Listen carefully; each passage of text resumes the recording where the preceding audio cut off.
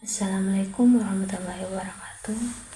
Di sini saya akan menjelaskan terkait dengan kurva pertumbuhan bakteri yang mencakup setiap fase-fase yang ada di dalamnya. Pada video ini kita akan menjelaskan terkait dengan kurva pertumbuhan bakteri, bagaimana dia hidup dan kapan dia mulai melemah.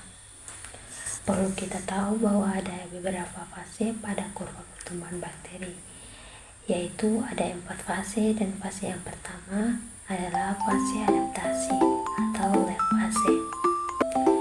Pada tahap awal bakteri memasuki fase adaptasi atau life fase, mereka belum berkembang biak dengan cepat tetapi sedang menyesuaikan diri dengan lingkungan barunya. Di sini mereka mulai mensintesis enzim dan bahan yang diperlukan untuk pertumbuhan. Yang kedua, fase log atau eksponensial. Bakteri membela dengan kecepatan maksimal menghasilkan pertumbuhan eksponensial.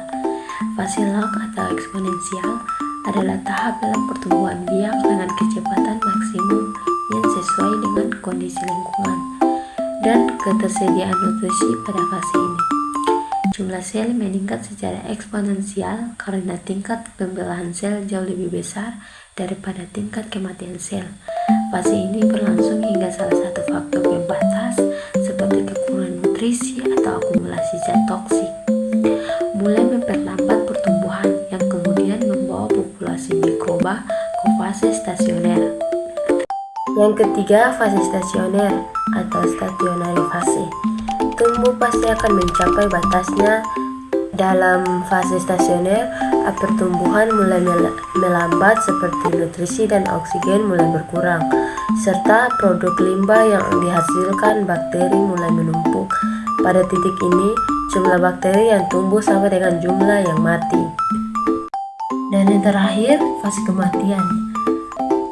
Fase kematian di tahap ini lebih banyak bakteri yang mati dibandingkan yang berkembang biak.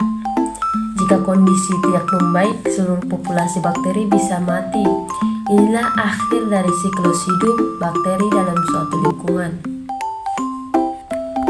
Jadi yang kita lihat pada video yang tadi, kurva ini penting untuk memahami bagaimana bakteri berkembang, misalnya dalam penelitian mikrobiologi, industri, fermentasi, atau pengendalian.